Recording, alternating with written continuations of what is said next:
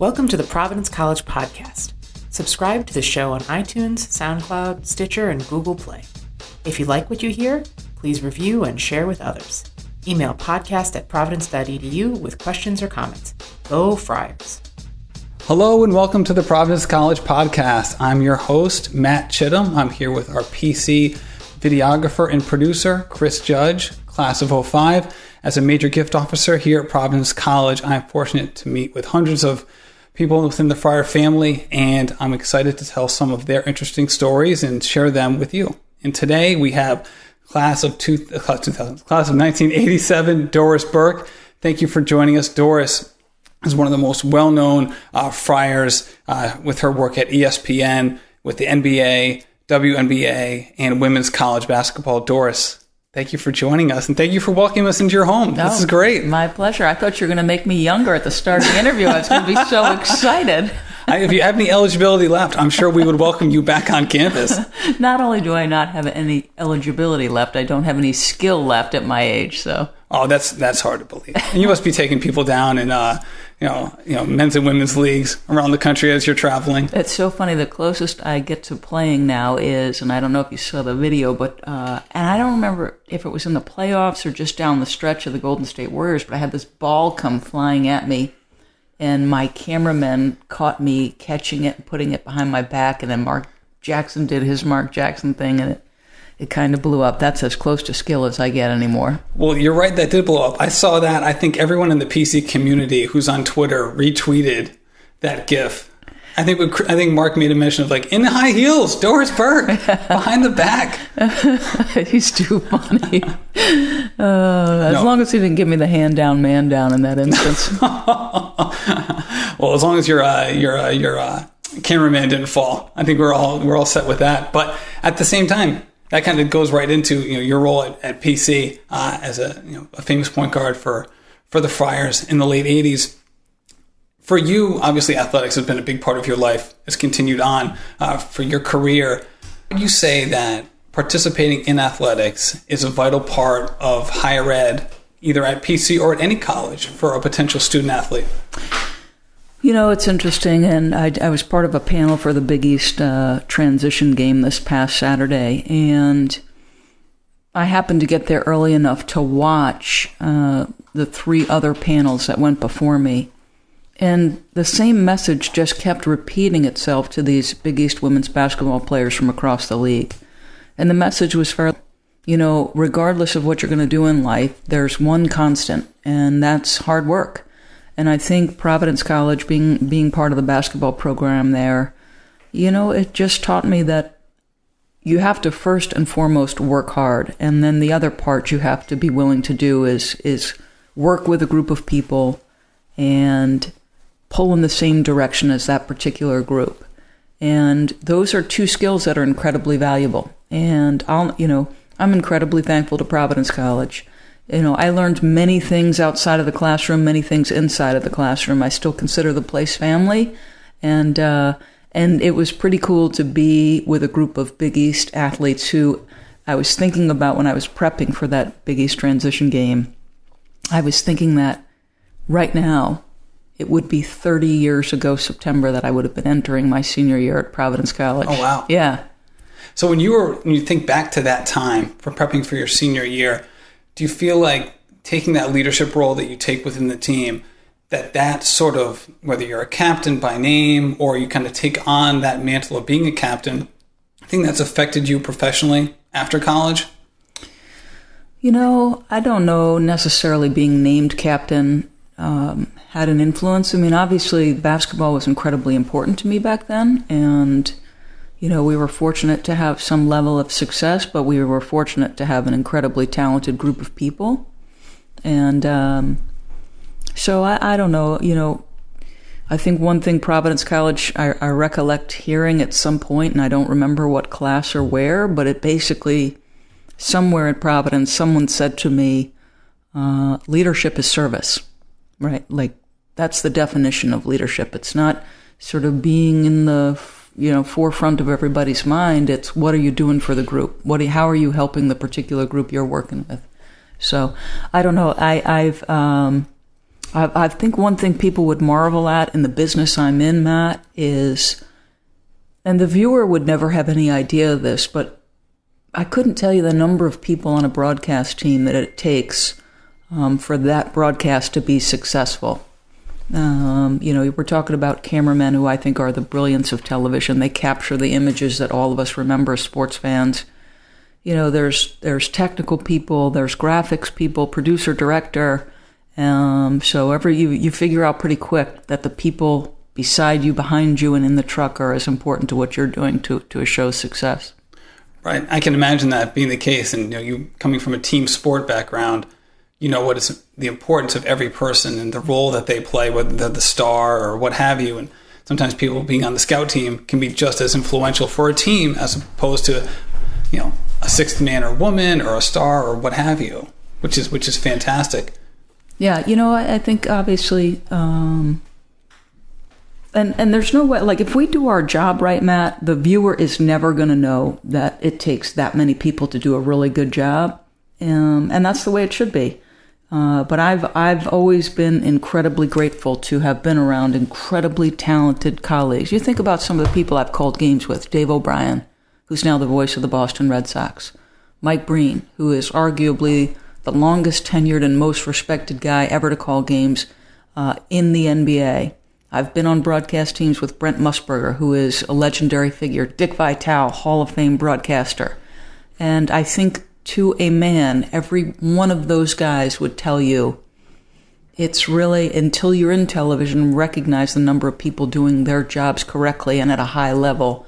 How special it can be when you step off the air and you go, okay, you know what? We did a really good job honoring the athletes and coaches whose stories we were supposed to bring the viewer closer to. We were able to do that. Mm-hmm. Now, you're at an extremely high level now. In fact, ESPN last week announced that they're expanding the package of games that you'll be working this year for the NBA. But you haven't always been at that level. You kind of started from the ground up, just like most people. In fact, from what I remember, you actually got your start as a broadcaster at PC as well. I did. In fact, I had left coaching in 1992, and I loved my 2 years as an assistant basketball coach at Providence. I absolutely loved it. In fact, there are many days where I miss that. There's something incredibly special about being a part of a team. Everybody's putting in time and work to try to meet the goals that you have set. So I do miss coaching, and maybe the most important thing I miss is the opportunity to influence lives.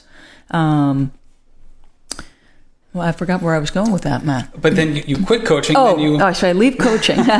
And the year I left coaching, because I had played and coached in the program, John Marinato, who was then the athletics director, said, I really think you should try this job.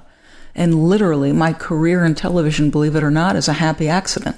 I had no intention of being a broadcaster. In fact, if you could have seen me as a senior in college, where speaking in any public forum, whether it was a classroom, it didn't matter where, I hated it. I was shy. I had it all going on. Bad hair, bad teeth, bad clothes, you name it. That was me. So the last profession you would have picked for me back then is broadcaster. It's really, I always say, divine providence has a hand in the small of my back and sort of just pushing me along.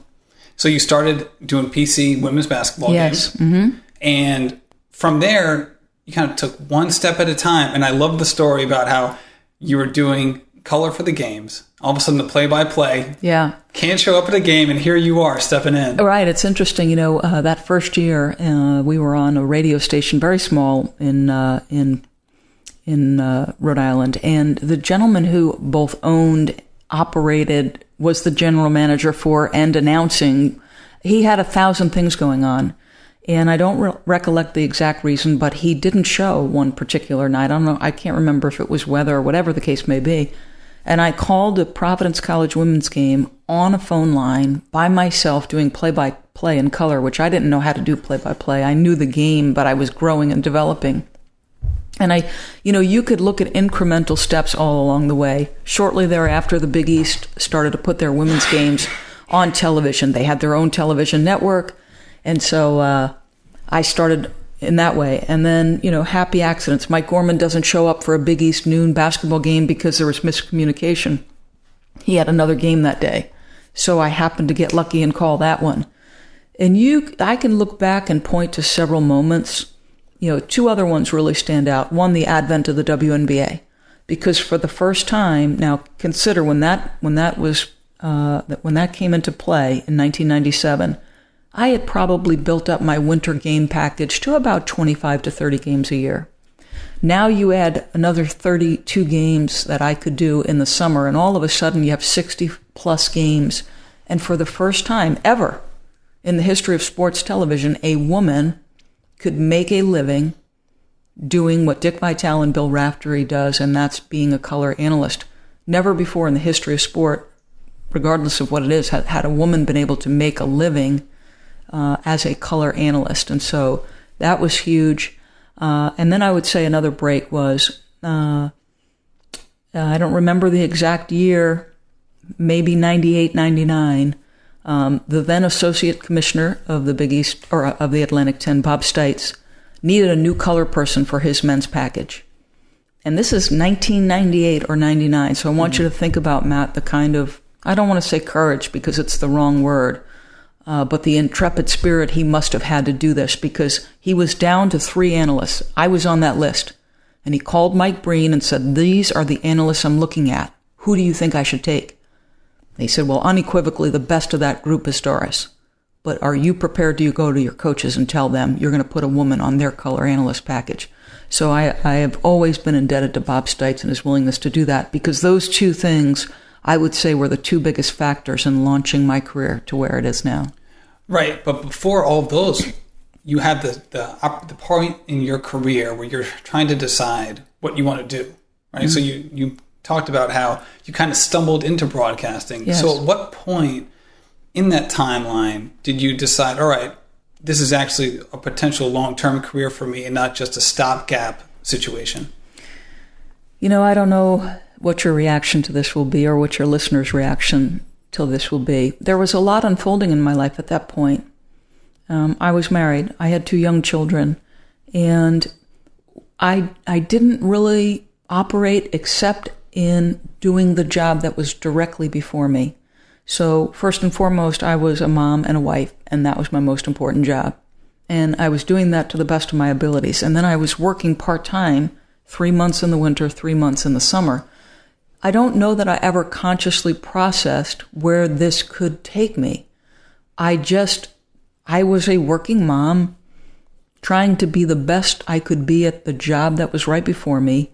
And little by little, every single year, honest to God, from that point until this, it has grown incrementally to the point where I am now. And I love that when I see people in arenas or wherever, and they think that this is where I started. Mm-hmm. I remember calling a game at the University of Vermont, and it is a blinding snowstorm. We don't know if we're going to have the technical wherewithal to get this game on. The truck was there, and it was the smallest truck I've ever seen. There were 2 cameras. I didn't have a monitor in the open. I had no video footage. If you're in the normal stand-up open days back in the day, you would be watching video and talking over it. I didn't have any of that. It was me and my play-by-play partner just talking at each other. So it's been an interesting progression. I honest to God, I have been incredibly lucky. And you mentioned a couple people, Mike Gorman, one of them, Mike Breen, who's the head, correct me if I'm wrong, kind of the head play-by-play person for ESPN in terms of their NBA coverage, no and question. Also works with the Knicks. Yes, correct. So at what point in your career, or I should say, to what extent have mentors or people who can serve a mentoring role helped you within your career as you've kind of progressed step by step without really having the 5-year, 10-year plan type mindset to your career? I think when I look back at some of the people I'm indebted to, I would point to the people at Madison Square Garden Network, because you're talking about, Providence College, and I don't know if it does now, but back then it didn't have a communications major, and I would not have studied that anyway because I wouldn't have thought it possible for me. I had no formal training as it relates to being a basketball commentator. Zero, none. What I did have was passion for the game of basketball, love for the game of basketball, and knowledge about the game. I think it helps that I'm a point guard. But I needed somebody to be patient with me. I needed somebody to let me make my mistakes on the air. I remember the first game I did at Providence College, or one of the very first TV games I did, It was a Providence College women's basketball game. I was filling in for Sherry Levin, who was the Big East announcer at the time. And Matt, honest to God, I did a full open. I never looked at the camera. I was so afraid. I was so afraid of this light that had just lit up on the camera that I looked anywhere but. And I stumbled my way through the game. I made a couple of intelligent points. Then I had to do a post-game, and I was a disaster.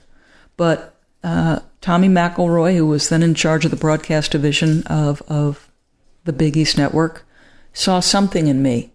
And, you look back and you need people who believe in you, who think you have potential at something, and then are patient. So Tommy McElroy, always feel indebted to him.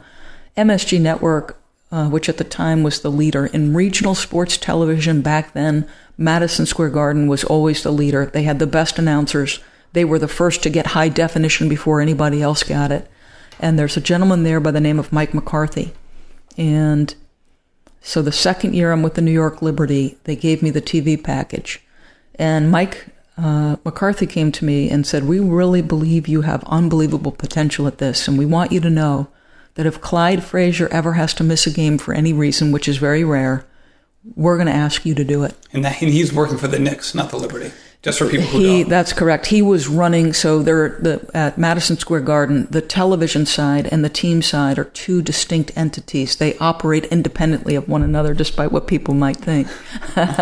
And Mike was another person who was willing to take that chance. And, Paula McHale and Howie Singer and Spencer Julian, these are all people who remain at Madison Square Garden Network to this day. They taught me the business. They taught me, how to write an introduction if I was going to set up a feature. Bobby Lewis, who was then the director of the New York Knicks, at times the New York Rangers, he taught me how to use a telestrator, which angle to request from a particular camera. All of that is technical information that if you're not a communications major and don't have on-hand experience during your undergraduate days, you've got to figure out, and you've got to figure it out quick. So, now, did you reach out to a lot of these people to try to gain some of the knowledge that they have and try to acquire that? Obviously, you're a competitive person. Given your background, you want to do as good of a job as you can, even if you're kind of going step by step in the process. So was it, for some of these people, situations where you're reaching out to colleagues or people who you hope to view as colleagues as you progress? Or are they just in a situation where they're your boss or they're part of your broadcast team and that's just a natural relationship that forms? Bosses, broadcast team members, coworkers, other broadcasters who might offer an observation or two. So mostly interaction. I'll give you one example of a time where I specifically reached out to announcers. I don't remember the year. Again, they're all sort of running together at this point. But I wanted to be a part of the Women's Final Four. And Ann Myers Drysdale was the color person. So I knew, she's a Hall of Fame basketball player. I wasn't going to be the color analyst.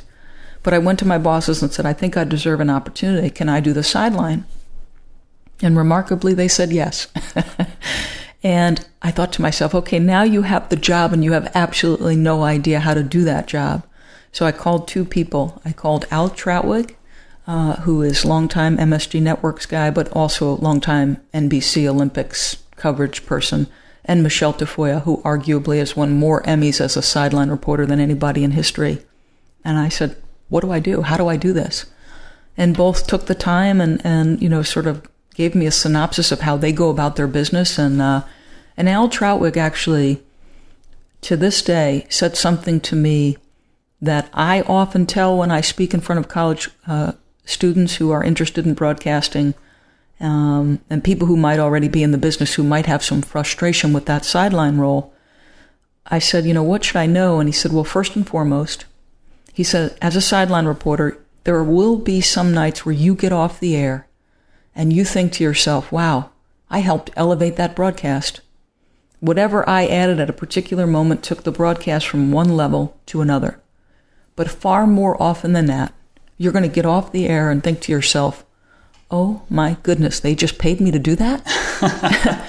Because as a sideline reporter, it's maybe, to me, the hardest job in television. People will be out there listening thinking, no way. As a sideline reporter, you've got to be tuned into so many things. If I'm covering two football teams, I got to know 180 guys and their stories. If there's an injury on one sideline and I'm on the other, I've got to sprint from side to side. I've got to be aware of what my broadcast team is saying. I've also had to have read every single newspaper clip on any guy on that team. And oh, by the way, when you do get your chance to speak on that telecast, you better do it in about 30 seconds. And you do it with concise, clear, informative information. And then you get it back before that play starts again, because the viewer does not want to hear a sideline reporter, in my estimation, talking over action. So, the voices you remember for me are the play-by-play. They are the ones who have the iconic moments, the Al Michaels, "Do you believe in miracles" line. And the color analyst, the Kris Collinsworth, who, is so insightful, or Mark Jackson, who adds such flavor to a broadcast. But I would tell you unequivocally, if the sideline job is done correctly, it is harder than you think it is. That's interesting, because you're right. I think people who have never been in that role, or just casual observers of communication or sports in general, might not see that. They just see the one question and then move on. I was listening to a different podcast that you did recently with Richard Deitch, and you brought up a very interesting point. You said, please let me know if I'm incorrect here, where say if you're doing a game, you're doing the sideline, and the coaches say down 15 points, and you have time to talk to them, it's one question and out. Yes. Because you want it to be the point where you're not taking away from their profession. It's just simply, you're trying to entertain, but you're not trying to take away from the action. So creating that balance, is that just something that comes from experience, or is that something from your basketball days that has helped you contribute to figuring that out? Yeah, I think you get a feel. And it's interesting because I watch other networks, and they're going to ask the two questions, regardless of what the scenario is. And that's totally okay. That's the way they choose to do it. I know that those end of quarter interviews in the NBA is a real point of contention with the coaches. They wonder about its value. They're saying, really, you're putting me in this position, and I'm coaching, and I've got my emotions running high. I've got my job is to be coaching the men right in front of me. But here's the reality. The NBA and ESPN, the NBA and TNT are partners to a degree. And ESPN does a ton of research, Matt. They're always doing focus groups. And one of the questions they ask is, what do you think of those interviews? And knowledgeable sports fans will go, those are an absolute waste of time. Those coaches say nothing. But by and large, the viewer wants to see that. In Greg Popovich's case, because they get enjoyment out of seeing that sideline reporter be absolutely tortured. But in other times, they must think it's access and discovery. And so we're trying to take you to a place as a fan that you couldn't get yourself. And the reality is this. The skyrocketing cap has changed the lives of coaches and players alike. And there is that partnership element. And so if ESPN and TNT are telling these coaches this is important, then I think answering two questions is not too big a deal. I'm just respectful of, if we're at the conference finals, the finals, a playoff game, whatever the case may be, or even a regular season game, if I'm getting my head handed to me as a coach, I'm going to answer one question. Mm-hmm. And I'll try to tell that coach, hey, I'm just going to give you one here.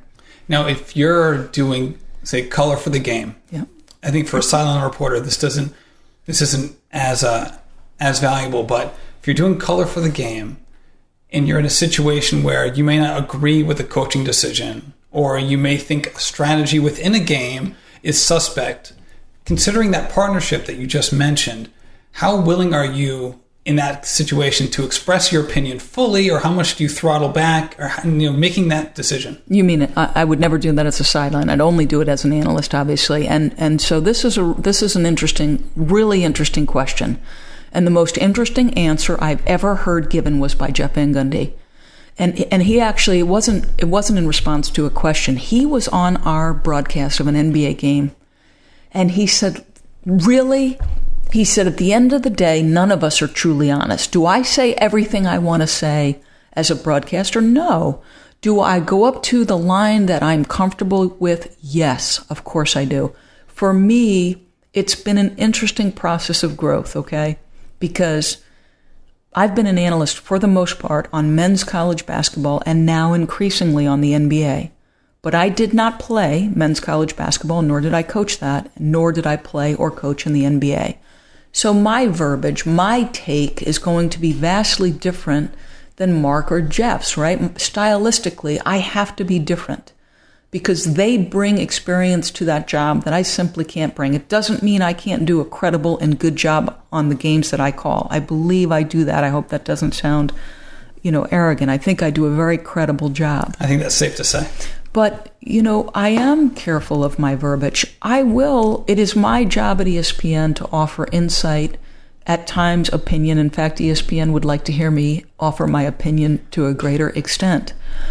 I just think one thing that I'm incredibly mindful of is I am aware in the 2 years that I coached, and we had 2 very successful years at Providence College women's basketball when I coached. I am incredibly aware of how difficult a job that is. Coaching, I don't care the level, is a 365, 7-day a week. If you care about your job, that's what it is. And there are far more things that go into coaching than what the viewer sees in a 2-hour or 2.5-hour telecast. Believe me, head coaches, regardless of the level, are at one time coach, mentor, parent, counselor, hype man, name it. A coach's job is more difficult than we think it is. And you're in a situation when you're doing your research or getting to a city early where you can talk with the coaches, whether it's college or pro, where they can shed light on some of their decision-making processes or let you know what's going on with their team, whether it's an injury that's not quite getting reported or something that's going on with a player. So you're in a situation where you know probably what's going on than the audience would. Yeah. But however, you're also in a spot where you can't be, I guess, how do you decide how in-depth you want to get with your audience who may not know basketball to the level you do or don't want to hear it spoken about at a granular level that you might talk with a coach? Right. So you have a couple things in that piece, Matt, and don't let me forget to go back to the piece about what the coaches tell us privately. But how do I decide? One of the things that I think is a philosophical issue for announcers and ESPN. So we do, and it's a little different for college basketball and the NBA in terms of our access. Excuse me. But we would meet with an NBA coach at the arena about an hour and 15 minutes before the game. We get maybe 10 minutes with each head coach. And you're right, there's times where they're telling me something that as a broadcaster, I have to know he meant that for our ears only. Now, I don't know necessarily if ESPN would say everything they tell you is on the record because they know you're an ESPN employee. But to me, everything we do is about relationships. So I'm not going to betray the trust of a coach who might have said something to me that I know is not for public consumption, but is to try to help me greater understand a circumstance. And back to the other part, and forgive me, I kind of answered myself. Do you know that it took me a very long time, and it was Dick Vitale preaching to me over and over and over again. What we do is, to a certain extent, an entertainment medium. When you guys tune in a game at night, are you tuning in to enjoy the game or to be lectured by me about how smart I am about the game of basketball? And for a long time, especially on the men's games I was doing, I always felt like I was proving myself, that somehow I had to convince the viewer that even though I didn't play or coach men's college basketball, that I knew the game. And so it took me a very long time to realize I can enjoy it too. Mm-hmm. I can enjoy it, and the viewer should enjoy it. Certainly I have to deliver the basketball goods when the job requires it. But the reality is, I love the game, and you should feel that as the viewer. And honest to God, 10 years of Dick Vitale saying to me, they're not tuning in to hear how smart you are, Doris. I promise you that. But at this point, and you mentioned it earlier, you've been a trailblazer in this industry for females. I'm comfortable with that word. Okay, then I'll say it. You don't have to repeat it. But at the same time, you obviously have reached a point where, as you mentioned, you're at a spot that, in terms of the level of access you have and the amount of airtime that you have, was kind of unequaled when you got there to that level. So I guess my question is there a pressure that comes along with that? Kind of being one of the first people to do it, whether it's an internal pressure or external from others? Is there more pressure associated in being in that role? I've never looked at it that way. The one thing I have kept in the back of my mind, as I've been fortunate enough to call some of the games I call, is there's going to be a woman that comes after me, and I would like to make her path a little bit easier.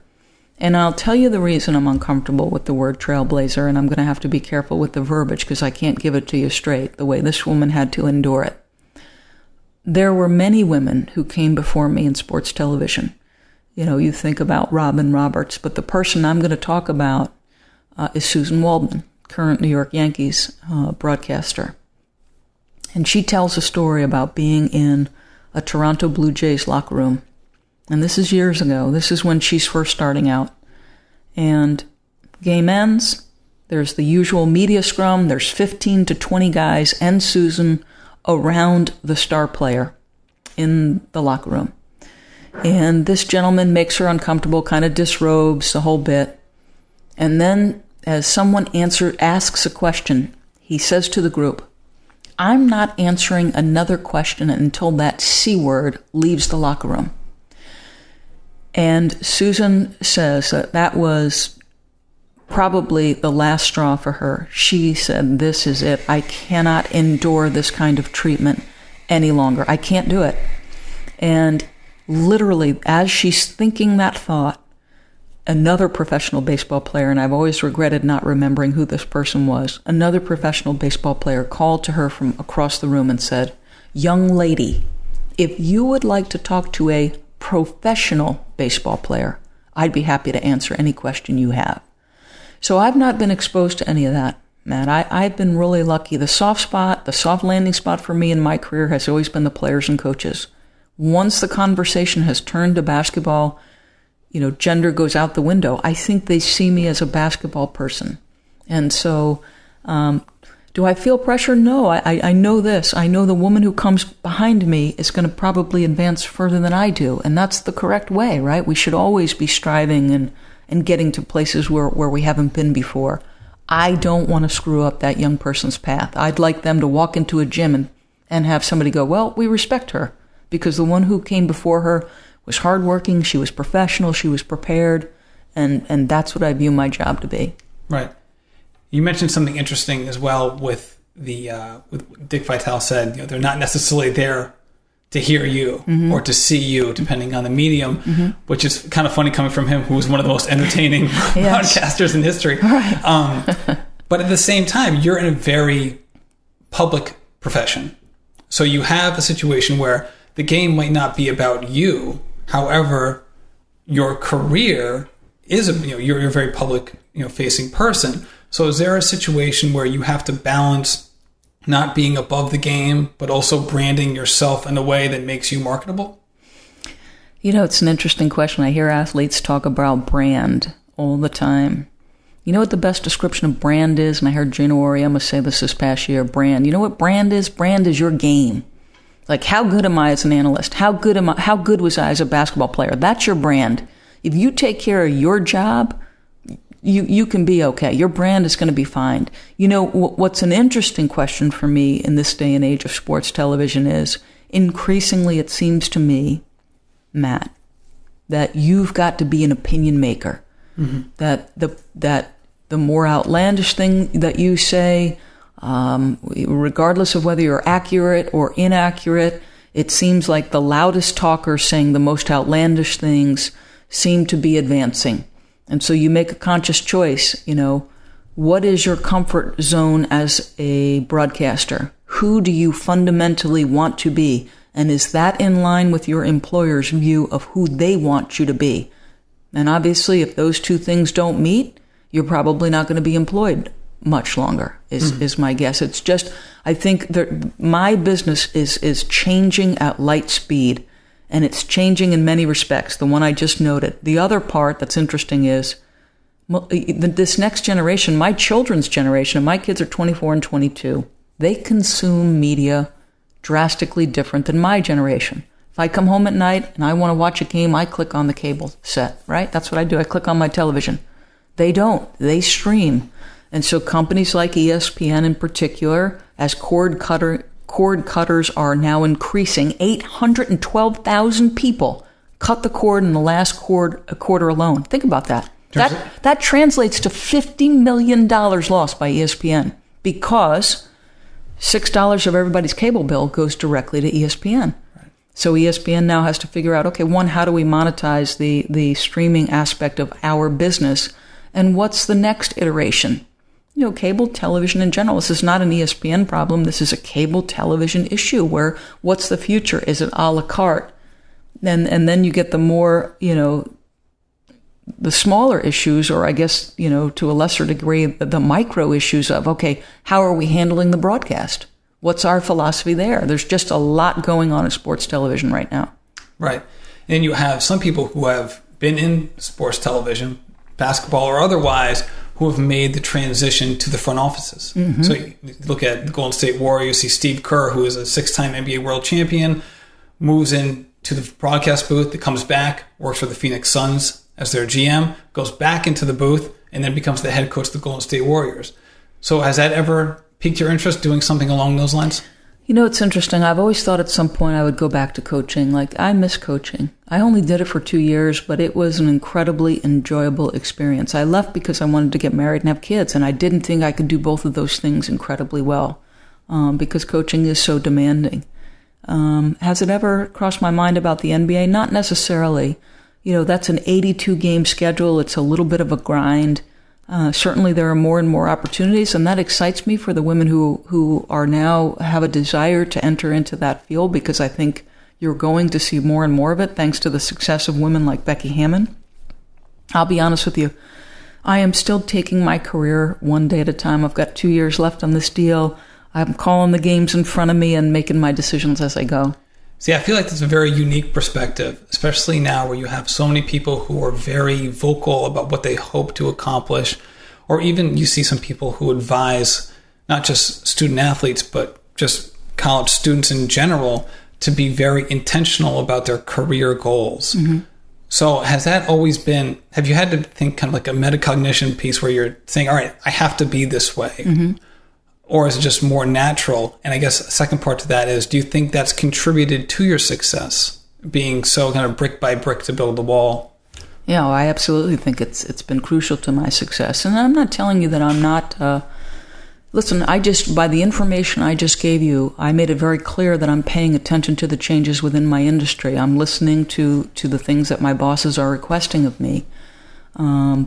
But I think, and this is advice I give young people who want to be broadcasters, do not ever waste energy on the jobs you didn't get. You can drive yourself absolutely mad thinking, well, why did she or he get that job and I didn't? You should be paying attention. You should perhaps be considering, were there things that distinguish that individual that perhaps I did not offer? I'm not saying that you're living in a box and not paying attention. What I am saying is you have to pour every ounce of energy into the job that you do have and then see where the chips fall. If I'll tell you the truth, I have already considered what's next for me. That's the truth. I'm considering it now. Do I want to teach at the college level? Do I want to coach? Do I want to teach and coach in the high school level, which is something I thought I would do when I left Providence College? I'm sort of always thinking of that next iteration. However, my primary focus is on the job right in front of me. Right.